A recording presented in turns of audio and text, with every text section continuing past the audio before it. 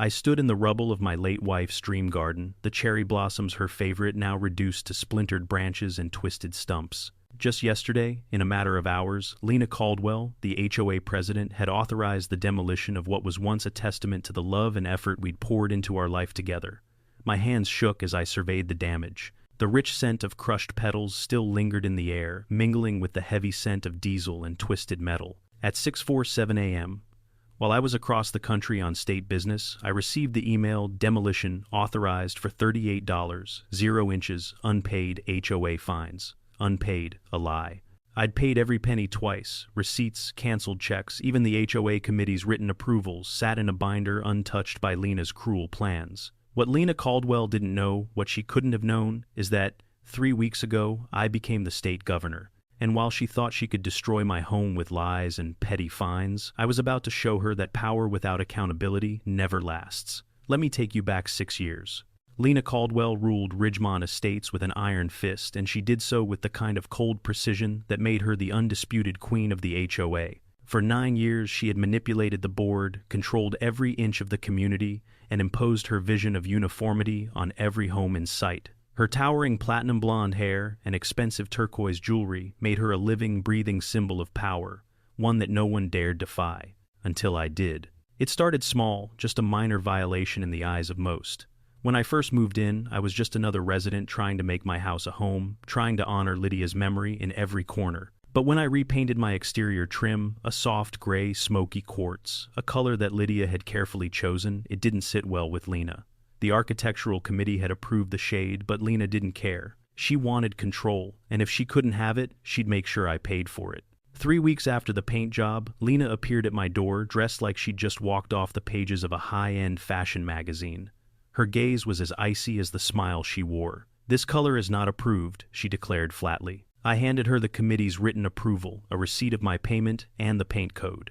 She glanced at them briefly, as though I were presenting her with an irrelevant receipt. "The committee was mistaken," she said, brushing it off with a flick of her wrist. "I'm overriding them. I paid the $500 fine, begrudgingly, yes, but I had to play it safe. I was still a sitting judge at the time, no need to escalate things. But that was just the beginning. For months, Lena's petty violations piled up. She didn't like my driveway lights. She didn't like the wildflowers I planted to prevent erosion. She even had a problem with my housekeeper's 15-year-old Toyota, demanding to know why it wasn't parked in a designated service area that didn't even exist. It was obvious that this wasn't about rules. It was about Lena's need for control, and I was an inconvenient thorn in her side.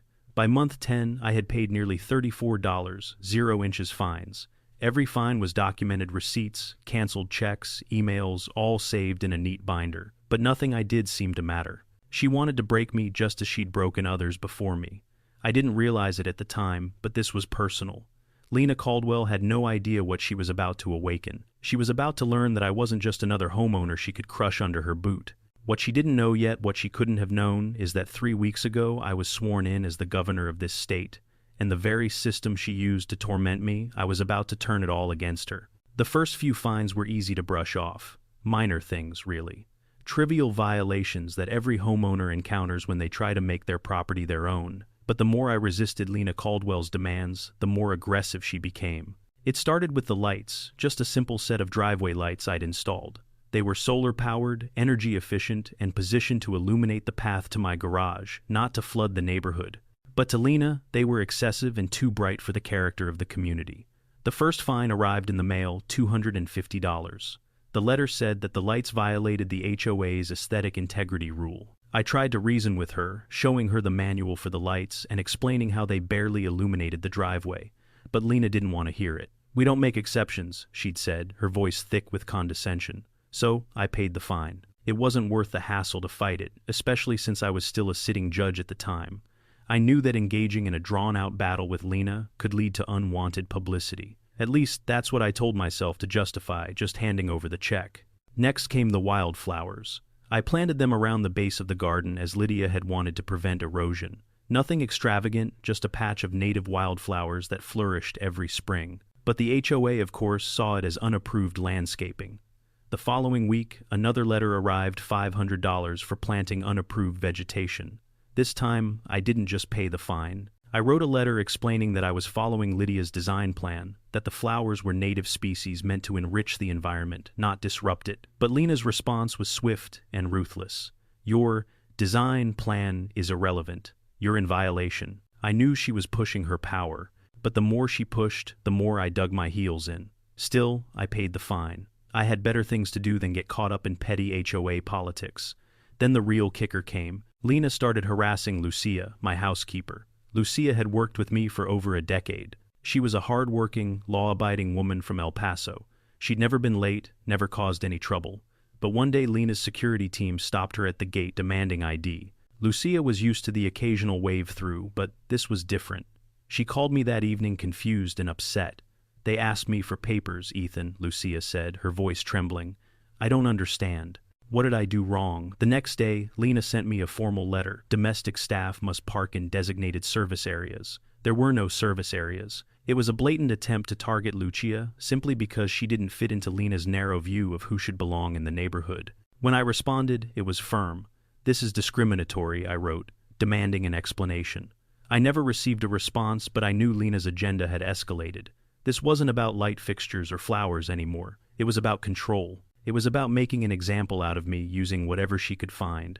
In the following months, the fines kept coming. My driveway lights were still a problem. Lucia's car, an old Toyota, was unsightly. But I didn't pay.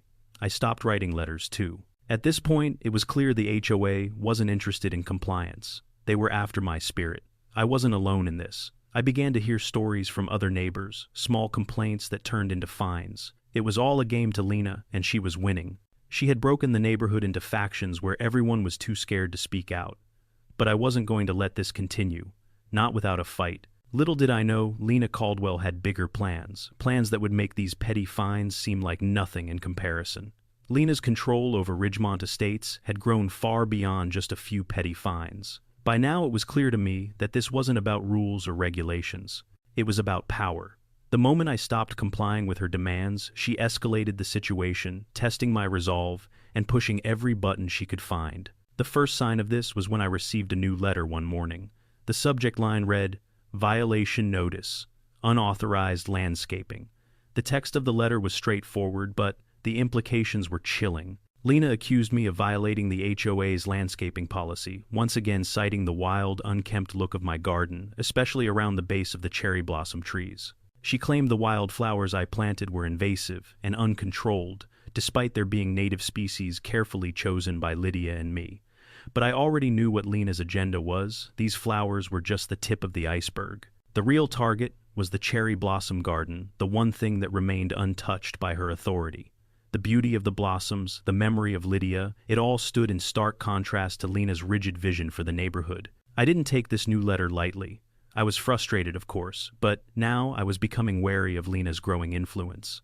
The next time I walked through the garden, I noticed something disturbing. There was a slight tilt to the soil near the base of the cherry trees. Nothing drastic, but enough for me to notice. I had to admit the growth of the trees had become a little more expansive than I originally intended. Still, they were well maintained and far from out of control. But to Lena, this was an opportunity. A few days later, I received another letter, this time threatening a formal inspection of my property. The HOA had taken the unusual step of sending a team to my house to review the landscaping. The letter claimed that the growth of the cherry trees was obstructing the view of neighboring properties, a claim that I knew to be false. From what I could tell, the neighbors enjoyed the view of the blossoms. No one had ever complained. The letter also hinted that my property's excessive landscaping might lead to an official violation of HOA guidelines, which would bring with it the possibility of further fines, or worse, a demand to correct the problem by removing the trees entirely. I knew this was no accident. Lena was targeting me, testing me to see how far I would go. I was no longer dealing with an HOA president enforcing neighborhood rules. I was dealing with someone who wanted to break me. This was personal. When the inspection team showed up a few days later, I wasn't surprised to see Lena's face among the group. She stood tall, arms crossed, clipboard in hand, with a smug expression that made my blood boil. She greeted me as if she were doing me a favor, smiling like she had all the power in the world. "You know," she said as she looked around the property, "this place could really use a makeover. We have some very strict landscaping rules, Ethan. We can't allow such a wild aesthetic to continue." Her words felt like a slap in the face. But I held my ground. I followed the rules. I told her, my voice steady, The committee approved every part of this landscaping. You've had no problem with it until now. If there's an issue, it's one you've invented. This is my wife's garden, Lena. You have no right to touch it." Her eyes narrowed, and for a moment I saw a flicker of something darker in her gaze. But it was gone before I could put my finger on it. "We'll see," she said coolly as she jotted something down on her clipboard. "We'll send the report, and if anything's out of line, we'll address it with fines. The HOA can't let personal sentiment get in the way of following community standards." As the team walked away, I could feel the tension building. This wasn't just about rules anymore. Lena was pushing boundaries, and I wasn't going to let her have the last word. In the coming weeks, I started receiving letters one after another, each threatening further action, fines, even the potential for a hearing. Each letter made it clear that Lena would stop at nothing to break me. She wanted control, and she wanted to make sure that I knew she had the power to destroy what I valued most. The pressure was mounting. My emotions were stretched thin, but I refused to back down. I began gathering evidence. Emails, notes from the architectural committee, receipts for every fine I had paid. All of it was carefully organized and ready to present if I needed to fight back. But as I spent more time in my garden, trying to focus on the beauty and peace that Lydia had left behind, the more I realized that Lena was going to take this as far as she could. She wouldn't stop at fines. If she could, she'd erase the memory of Lydia from my life. That thought struck me harder than anything else. She didn't just want me to follow her rules. She wanted me to forget my wife's legacy. I could feel the inevitable coming, and it wasn't long before Lena took it to the next level. The destruction of the cherry blossom garden was no longer a hypothetical threat. It had become a very real possibility. I had spent weeks in and out of meetings with my lawyer, Tobias, and with experts on land use, HOA regulations, and even environmental law. I knew that Lena Caldwell was out of her depth, but her persistence made it clear she wasn't backing down. And this time she wasn't just issuing fines for trivial things like flowers or lights. She was targeting something far more personal. The first indication of how serious Lena had become came on a crisp Wednesday morning when I walked into my kitchen to find an email waiting for me. The subject line read, "Final Notice Demolition Authorization for your property." My heart skipped a beat as I clicked on the message. It was from Lena, and it wasn't just a threat, it was a directive. The email laid out her claims. I owed $38, 0 inches, unpaid fines, fines that were fabricated and completely unjustified. Lena had gone one step further, declaring that the cherry blossom garden posed a structural risk to the neighborhood. The trees, she claimed, had grown too large, and their roots might be affecting the foundation of surrounding properties. The email concluded with a chilling directive. Demolition is authorized for your property effective within 72 hours. Failure to comply will result in immediate legal action. I sat there numb as I reread the email over and over. Demolition. She was going to destroy the garden. My garden. The one that Lydia had designed, the one where we had spent countless hours working together, planting the trees she had chosen, sitting under them in the late afternoon sun. It was a place of peace, of memory, and Lena was going to tear it down all because she didn't like it. I immediately called Tobias. He was as stunned as I was. "This is insane, Ethan," he said over the phone. "We have all the documentation, all the proof that you've paid every single fine. This isn't just an overstep. This is abuse of power." Tobias was right.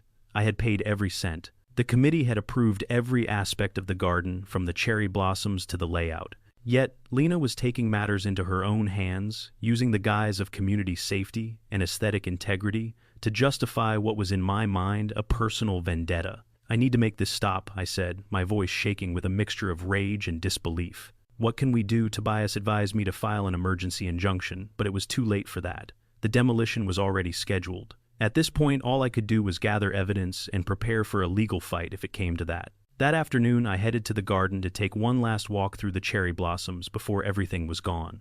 The trees stood there still, in full bloom, their delicate pink petals swaying in the breeze. It was beautiful, but it also felt like a ticking clock. How much longer would these trees remain standing? How long before Lena's bulldozers ripped through them? I ran my fingers along one of the trunks, the rough bark grounding me in the reality of what was about to happen. I could almost hear Lydia's voice in my head, telling me how proud she was of the garden, how she had imagined it as a place where we could build memories. And now, Lena Caldwell, with her obsession for control, was going to take that away from me. I decided to get to work. I started collecting all the evidence I could, emails, receipts, photos of the garden, and documentation showing that every violation Lena had claimed was either exaggerated or completely false. I even managed to find the original approval from the architectural committee, a document that clearly showed they had signed off on the entire garden, including the cherry blossoms. The next day, the demolition crews arrived. It was early around 7 a.m., and I was already out in the garden, standing by the fence that separated my property from the rest of the neighborhood. I could hear the rumble of trucks and the loud clatter of machinery as they set up at the front gate. I texted Tobias immediately. "They're here. The demolition is starting." Within minutes, Tobias called me back, his voice urgent. "Ethan, you need to stop this. Get in front of them. Don't let them touch anything until we have a court order." I ran to the front gate only to see the first bulldozer start to roll through. My heart sank as I rushed forward to confront the workers. "Stop! Stop right now!" I yelled, waving my arms. One of the workers paused and stepped out of the cab. "We've got orders, sir," he said, not even looking at me. "No, you don't," I shot back, my voice cracking. "This is my property. I haven't received any official notice that demolition is authorized. I have legal standing here." I wasn't sure if he believed me, but he didn't move forward. Instead, he made a quick call to his supervisor, who arrived a few minutes later. "Governor Carver?" the supervisor asked, looking at me with recognition in his eyes. "What's going on here? Get those bulldozers off my property now," I demanded, taking a deep breath. "There is no demolition scheduled. Lena Caldwell and the HOA are acting illegally. I have everything to prove it." He glanced around, clearly unsure. "We were told the job was authorized." "Well, it wasn't," I said firmly. "And if you don't stop now, I'll have to take legal action against you personally as well as the HOA. I'm not backing down." The supervisor hesitated for a moment, then nodded. "We'll hold off, Mr. Carver. We'll wait for confirmation from the HOA." I didn't relax until I saw the bulldozers turn off their engines and the workers retreat. The damage had been delayed, but it hadn't been stopped yet. I still had to fight, and I knew it was going to be a long and hard battle. But as I stood there, watching the workers leave and knowing the garden was still intact for now, I felt a surge of determination. Lena Caldwell had crossed a line. She had tried to take everything from me, but I wasn't going to let her destroy Lydia's dream so easily. The delay of the demolition was a small victory, but the war was far from over. As much as I wanted to savor the moment, I knew that Lena Caldwell wasn't backing down. In fact, this had only made her more determined to crush me, and now it was time for the authorities to get involved. I didn't want to waste time or wait for Lena to make her next move. I called my lawyer Tobias again that afternoon after the bulldozers had left, but I could tell he was already on the case. The moment I mentioned the illegal actions of the HOA, Tobias immediately got to work. He called in experts, property lawyers, land use consultants, and most importantly, someone who could help us dig into the financials of the HOA. I knew that Lena's control over the neighborhood wasn't just about aesthetics. There was something bigger at play. I had seen the way she bent rules to suit her needs, and I knew this wasn't going to be an isolated incident. "I've contacted some of the best," Tobias said as he sat across from me in my study, flipping through pages of documents. "We need to get into the HOA's financial records, and we need to do it quickly. I've also made calls to a few contacts at the county clerk's office and some trusted surveyors. We're going to uncover everything." The first step was to go after Lena's misuse of the HOA funds. If I could show that she had been using the HOA's money to fund her personal agenda, especially her vendetta against me, it would be the key to exposing her. I couldn't just fight her with fines and letters anymore. I had to show that she was running the HOA like a personal piggy bank, and it was time to get the county involved. Within days, Tobias and his team had made significant progress. He'd already filed an official request to access the HOA's financial records, a right guaranteed to every homeowner under state law. The problem was, Lena was stonewalling us at every turn. "We've hit a wall," Tobias told me over the phone one evening. "The HOA's board is refusing to hand over the documents. I've got them on the phone right now, and they're citing privacy issues as a reason to block our request." Privacy issues? I spat, the frustration boiling over. "She's running a community organization with public funds. This is a blatant cover-up. Tell them I'm willing to go to court over this." The legal team was already prepared to escalate the situation to court, but they were hoping to avoid the delay. The more I thought about it, though, the more I realized I had to take this fight straight to Lena. She was trying to suffocate me with her power, and it was time to make her realize she wasn't untouchable. The next day, I called in a few favors from some friends in the law enforcement community. I didn't want to overstep my bounds as governor, but this was personal. I needed someone neutral, someone with no ties to the HOA, to help get to the bottom of what was happening. Enter Sheriff Donnelly, a man I had worked with on several cases in the past. He was a no-nonsense lawman who had a deep respect for the rule of law. When I told him about what Lena was trying to do, how she was bypassing legal procedures and abusing her position, he was more than willing to help. "You've got my full support, Ethan," Sheriff Donnelly said as he pulled up in his patrol car. "If you need me to step in, just let me know. I'll make sure the deputies are on standby if things get ugly. But we need to hit her where it hurts the financials." "I need the financial records, Donnelly," I said, running a hand through my hair. "I know they're covering something up. If we get those documents, we'll have everything we need to bring her down." Donnelly nodded. "I'll talk to the clerk's office tomorrow. Don't worry about it. We'll get you what you need." The next few days were a blur of phone calls, meetings, and paperwork. As I dug deeper into the HOA's financials with Tobias and the team, we began to uncover something truly shocking. Lena had been embezzling funds. Over the past year, it became clear that money earmarked for community maintenance had been diverted to a shell company that she and her husband Garrett owned in Nevada. The most damning discovery came when we found that $60,000 had been paid out to Garrett's so-called security consulting business, a business that had no real work product to show for it. A further $45,000 was paid to a landscaping company owned by Lena's daughter for work that looked like something a middle schooler could have done. I had seen enough. This wasn't just a personal vendetta anymore, it was fraud on a massive scale. Lena had been using her position to exploit the HOA, taking money from the homeowners and funneling it into her own pockets. By the time Sheriff Donnelly came back with more concrete evidence, I had already made my decision. We were going public with it all. "We're ready," Tobias said, glancing over the financial statements we had gathered. "This is everything we need. The fraud is clear. The HOA is completely out of line. We can take this to court or we can go straight to the press." I nodded. It was time for Lena to face the consequences of her actions. The truth needed to be heard not just in Ridgemont Estates but across the state. I called a press conference the next morning, making sure every journalist I knew was there. When I stood at the podium ready to expose Lena Caldwell's corruption to the world, I didn't just see it as a political move. This was personal. It was about standing up for the community that had been silenced by a tyrant for far too long. Today, I am exposing corruption at the highest levels of Ridgemont Estates' Homeowners Association. I began my voice steady but fierce. The HOA president, Lena Caldwell, has been using her position to enrich herself and her family, diverting funds meant for our community into private accounts. We have evidence and we are going to make sure this stops. The room was dead silent, the weight of my words sinking in. This was just the beginning. The fight for justice had only just begun.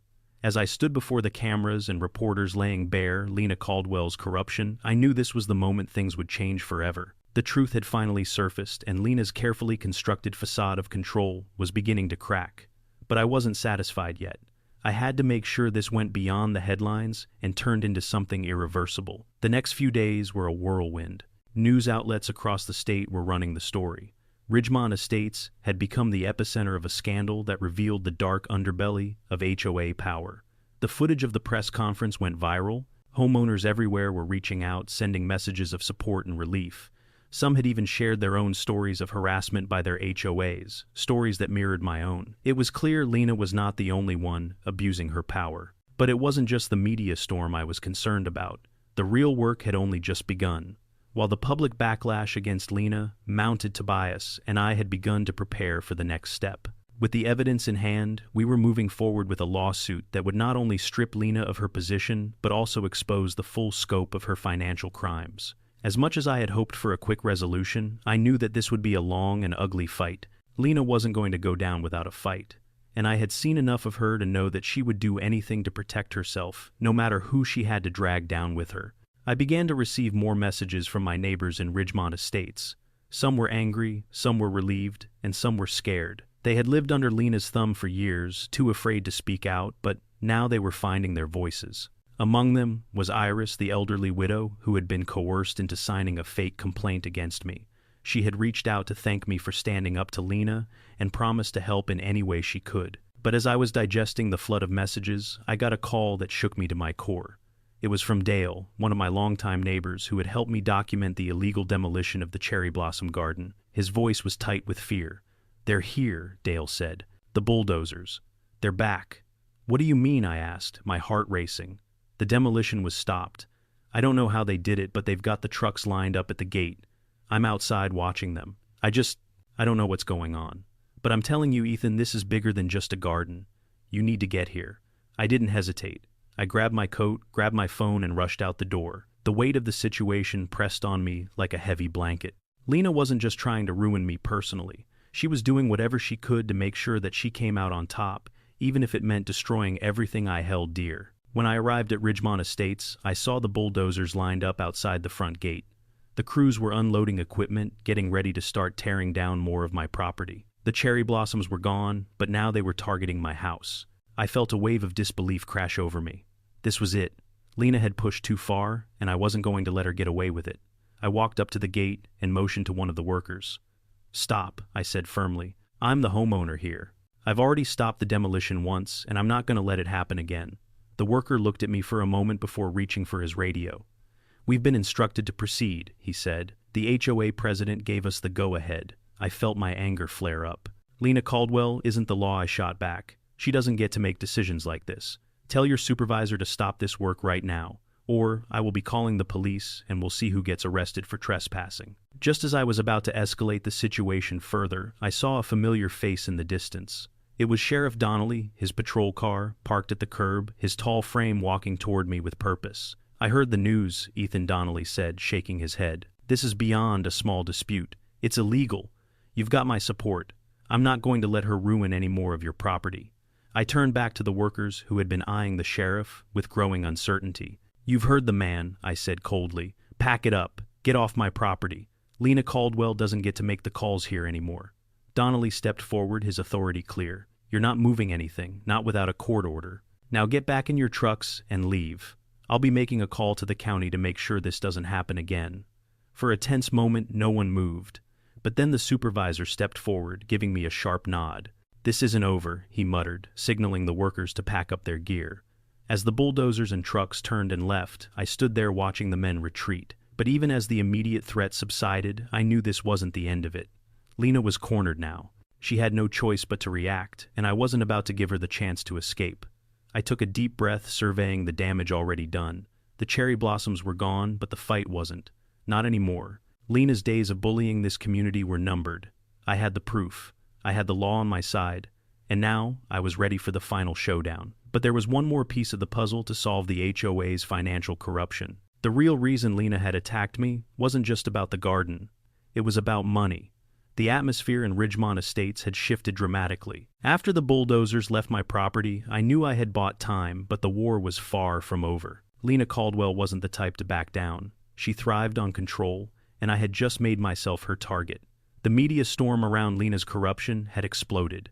News outlets across the state were picking up the story. People were talking about Ridgemont Estates and the corrupt reign of an HOA president that many had lived under in silence for far too long. But while the public backlash against Lena mounted, the real battle was still behind the scenes. It wasn't just about exposing her now, it was about making sure she paid the price for what she'd done. I spent the next few days meeting with my legal team, Tobias and Kurt. We were going over every document, emails, financial records, and proof of Lena's embezzlement, readying ourselves for the final confrontation. This wasn't about a few fines anymore. Lena had created a system of corruption that stretched far beyond her petty vendettas against homeowners. But the situation was escalating faster than we could keep up. I received a chilling phone call from one of my neighbors, Dale. He was outside his house when he saw Lena's team arrive again, this time with even more heavy equipment. "They're here, Ethan," he said, his voice shaky. "The bulldozers are back. It looks like they're going for your house this time." I felt a surge of panic, but it was quickly replaced by determination. Lena wasn't just targeting my garden anymore. She was going after my home, my wife's legacy. I had to stop her once and for all. I rushed over to the estate, knowing that I had to confront this head-on. As I arrived at the gate, I saw the workers getting ready to tear into the property. I walked up to one of them and demanded, "Stop, you can't do this without a court order. This is my home." The worker looked confused, but I wasn't backing down. Before he could call for backup, I saw Sheriff Donnelly pull up in his patrol car, his face grim. I waved him over. "We're not letting them touch a thing," I said, the frustration in my voice palpable. "Lena Caldwell is trying to destroy everything I have, and we need to stop this now." Sheriff Donnelly walked over to the worker and flashed his badge. "We're halting this operation. If anyone continues, we'll be reporting them for illegal activity." The workers hesitated, unsure of their next move. The supervisor finally turned to leave, shaking his head. "This isn't over," he muttered, signaling to the others to pack up. Lena had just made a dangerous mistake. She thought she could crush me under the weight of her power, but now I had the upper hand. I wasn't just a homeowner anymore. I was a voice that could expose everything she'd hidden for years. But I knew this wasn't over. She was cornered and cornered. People don't give up easily. I immediately contacted Tobias. We need to move forward with everything we've got.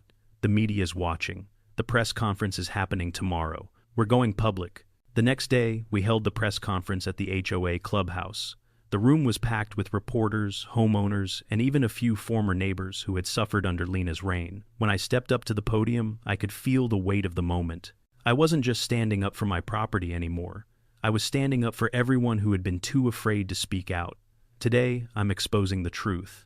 I began, my voice steady. Lena Caldwell, the president of Ridgemont Estates HOA, has been embezzling funds, abusing her power, and targeting homeowners who dared to defy her. I paused, letting the words sink in. Behind me, I laid out the evidence documents showing that Lena had siphoned off funds for personal gain, financial records linking her to shell companies and emails proving her abuse of office. I didn't flinch as I pointed out the damning proof. This was no longer about fines, it was about corruption at its worst. The truth is out, and it's time for Lena Caldwell to face the consequences of her actions, I said, locking eyes with the camera. We've filed the necessary complaints with the county, and we're not backing down. Not now, not ever. The room erupted into chaos. Some of my neighbors were visibly relieved, others in shock, but the truth had set them free. I could see the fear lifting from their faces. Lena's grip on this neighborhood was slipping. Lena herself, however, remained unfazed. I could see her steely glare from the back of the room, her arms crossed tightly. She was already planning her next move, but I had no intention of letting her escape this time. Tobias had already contacted the authorities, and Sheriff Donnelly was in full support. It was only a matter of time before the law caught up with Lena. But it wasn't just the legal system that would stop her, it was the community empowered by the truth standing together. I had exposed Lena's lies, her manipulation, and her greed. And I wasn't going to let her destroy my home, my memories, or this community any longer. The day of the HOA town hall had arrived, and the air was thick with anticipation. Neighbors, some who had been too afraid to speak out before, were now showing up in force. They had heard the truth, and they were ready to stand up. I could feel the weight of the moment in the air. Today, Lena's reign of control was about to be over. I arrived at the clubhouse early, my heart pounding as I looked around. The room was filled with faces. I recognized some angry, some nervous, but all ready for change. I could already see Lena at the front of the room, her posture stiff and confident as if she still had control. But I knew better. Her empire was crumbling. I stepped up to the podium, and the room fell silent. I had the attention of every person there. I couldn't afford to hesitate. "Good evening," I began, my voice calm but firm. "I stand before you today, not just as a homeowner, but as someone who has been victimized by the actions of Lena Caldwell and this HOA. But I'm also here to fight for all of us. For every homeowner who has suffered in silence." Lena's eyes narrowed as I spoke, her fingers clutching the edge of the table in front of her. But I wasn't intimidated. "This isn't just about me or my property," I continued. "This is about all of us, our rights as homeowners. Our right to live in a community, free from harassment and manipulation." I paused for a moment, letting the words sink in. I turned to face Lena. Lena Caldwell has used her position as HOA president to exploit this community for her personal gain. She's embezzled funds, issued illegal fines, and targeted anyone who dared to question her authority. The room was silent for a moment before murmurs spread throughout the crowd. Lena shifted in her seat, clearly uncomfortable, but she didn't speak. She knew what was coming next. "I have proof," I said, holding up a binder filled with documents. Emails, financial records, photos, all of it. "This is the evidence that shows Lena Caldwell has been abusing her power for years, and it ends today." I slammed the binder down on the podium, and the crowd went quiet. Lena stood up abruptly, her face turning red. "You can't do this," she shouted. "This is slander. I've done nothing wrong." But the room wasn't on her side anymore. Homeowners started speaking out, some nodding in agreement, others shaking their heads in disbelief at what Lena had done. "This is over, Lena," I said, not backing down. "The truth is out, and you can't hide from it anymore. We've seen the way you've manipulated us, the way you've used the HOA to line your pockets and silence anyone who dared to challenge you." Lena looked like she was about to argue again, but Sheriff Donnelly entered the room just then, his presence commanding immediate attention. "I'm here to inform you that an investigation is underway," he announced. "We've received multiple complaints, and we have the evidence to take legal action against Lena Caldwell for embezzlement, fraud, and abuse of power." The room erupted in applause. The crowd had been waiting for this moment. Lena's face turned white as the reality of her situation sank in. She opened her mouth to speak, but no words came out. This wasn't just a fight against a corrupt HOA president, it was a fight for justice. I turned to the crowd, my voice steady. Today, we take back control of our community. Today, we stand together and show that no one, not even an HOA president, is above the law. Sheriff Donnelly stepped forward, nodding to me. We'll be investigating this thoroughly. The law will take its course, and Lena Caldwell will be held accountable. The room was alive with energy, the fear that had once gripped the neighborhood starting to fade away. It was clear the community was united, and Lena's grip on the neighborhood was slipping fast. Lena looked like she wanted to protest, but she could no longer hide behind her authority. The truth was out, and there was nothing she could do to stop it. The room was tense, and I could feel every pair of eyes on me as I stood before the gathered crowd. Lena Caldwell sat at the front, her arms crossed, her face flushed with anger, but I knew the truth was on my side. The time had come to drop the evidence. I'm not just here to accuse Lena Caldwell of abuse of power. I began, my voice steady but strong. I'm here to expose the truth, and I'm going to do it right now. I reached into my bag and pulled out the binder, slamming it on the podium for emphasis. The sound echoed through the room.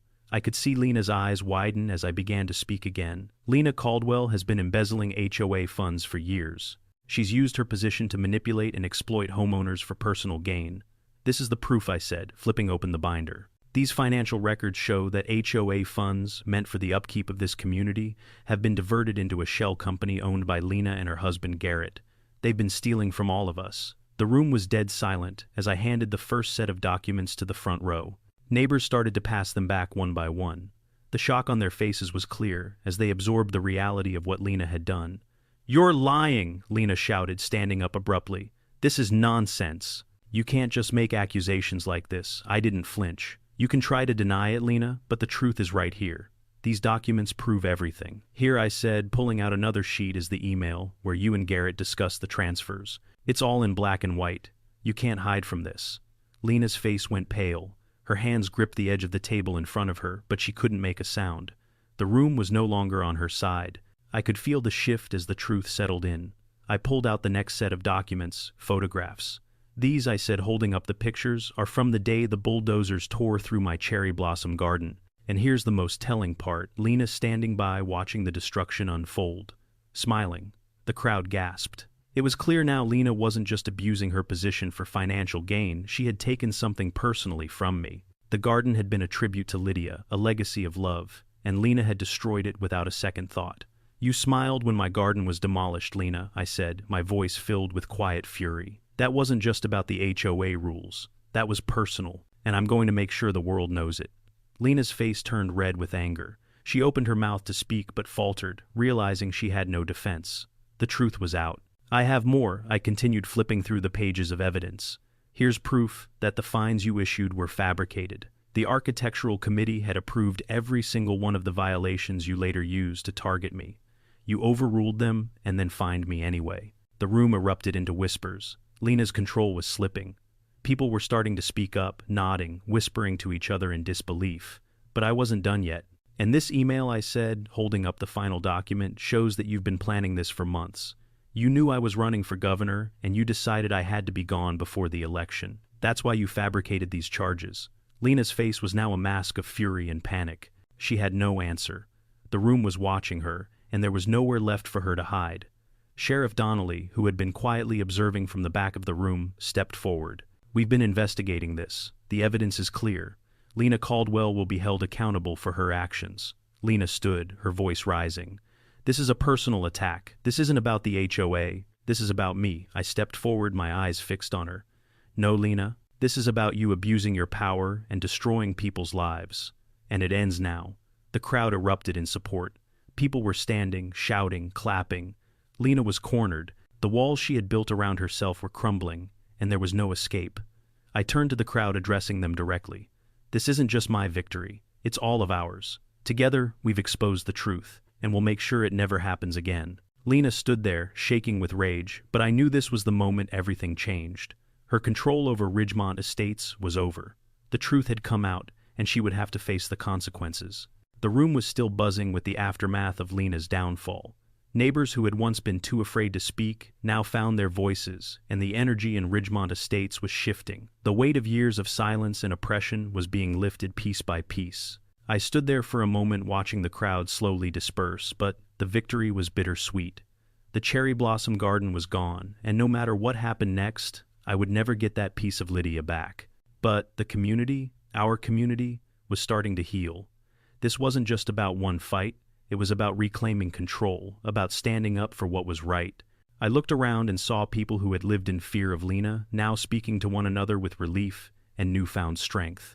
Iris, who had been intimidated into signing a false complaint, came up to me with tears in her eyes. "Thank you, Ethan," she said, her voice shaking. "I thought I was alone all these years. Now I don't have to be afraid anymore." I smiled softly, realizing that this was what it was all about, giving people the courage to stand up for themselves. The legal consequences for Lena were swift. The evidence against her was overwhelming. Within weeks, she was facing criminal charges, embezzlement, fraud, and environmental violations. The EPA took action on the asbestos violations from the demolition, and her real estate dealings were under investigation for money laundering and tax evasion. Garrett, her husband, wasn't spared either. His role in the embezzlement and witness intimidation was clear, and he was arrested for his involvement. The fall from grace for both of them was swift and unforgiving. I met with my lawyer Tobias a few days after the town hall. He handed me a letter from the Attorney General's office confirming the charges against Lena. It was a bittersweet moment seeing the legal system working to hold her accountable, but knowing that the damage done to my home and to my wife's legacy could never truly be undone. The HOA board was also investigated for its role in enabling Lena's actions. Phyllis, who had spoken up during the town hall, was voted in as the new president. Her first act was to overhaul the HOA's bylaws, introducing transparency and safeguards to prevent another power-hungry leader from rising. It felt like a small victory, but it was a step in the right direction. 6 months passed, and the community was beginning to recover. The new HOA board had implemented reforms that were already making a difference. Homeowners were no longer afraid to voice their opinions, and the new bylaws ensured that decisions were made fairly and transparently. The once oppressive atmosphere of Ridgemont Estates had given way to a spirit of unity. But there was still work to do. I stood in front of my property now, surrounded by newly planted cherry blossom trees, their soft petals blooming in the spring air. It was a small victory, but it meant everything. I had made the promise to Lydia to honor her memory, and now this garden was a symbol of resilience, of not letting Lena's destruction define us. Lucia, who had been with me throughout this journey, stood beside me. "Miss Elaine would be proud," she said quietly, her voice filled with emotion. She was right. Lydia would be proud. This garden was more than just flowers. It was a symbol of what we had fought for: justice, community, and the courage to stand up when it mattered most. I thought about the future, about the scholarship fund that had been created in Lydia's name, the 8 students whose lives would be changed because of what we'd accomplished. That was the true victory, the one that would last long after Lena and Garrett were forgotten. As I turned to leave, my phone buzzed. It was a message from Tobias. The final settlement had been reached. The HOA's insurance had paid out $1.2 million, with a large portion going toward the community's rebuilding efforts, including the scholarship fund. The lawsuit had been a victory, but it was the changes to the community that meant the most. I stood on the deck of the new house, looking out at the blooming cherry blossoms. This wasn't just about revenge. This was about rebuilding, reclaiming what had been taken from me, and making sure that no one in Ridgemont Estates ever had to suffer under a tyrant like Lena again. As the sun set behind the mountains, I felt a sense of peace wash over me. It wasn't the mansion we had dreamed of, but it was ours. And it was enough. Looking back, the win wasn't what mattered most, it was how we got there. I could have let anger drive me, could have lashed out and turned this into a personal vendetta, but that wouldn't have solved anything. Instead, I followed the legal path. I stayed grounded, made sure I had the right evidence, and allowed the justice system to do its work. Without that, I wouldn't have gotten this far. There's a clear difference between standing up for what's right and letting emotions take control. It's easy to let rage take over, especially when you've been wronged. But if you respond with anger, you risk losing everything you've worked for. The key is in the evidence, the law, and following the proper channels. The process matters far more than the emotional highs of a short-lived victory. For anyone dealing with their own HOA issues or any community challenge, keep your records. Document everything. Understand your rights. And when things get too complicated, it's worth consulting someone who knows the law. Most importantly, know when to involve the authorities. It's not about fighting fire with fire, it's about showing up with the right tools to fight a legal battle. Communities grow stronger when the law is respected and when people hold those in power accountable. An HOA thrives only when it's allowed to abuse that power without oversight. This experience taught me the importance of fairness, of keeping the integrity of places like our cherry blossom garden, where beauty and peace are preserved and power doesn't go unchecked.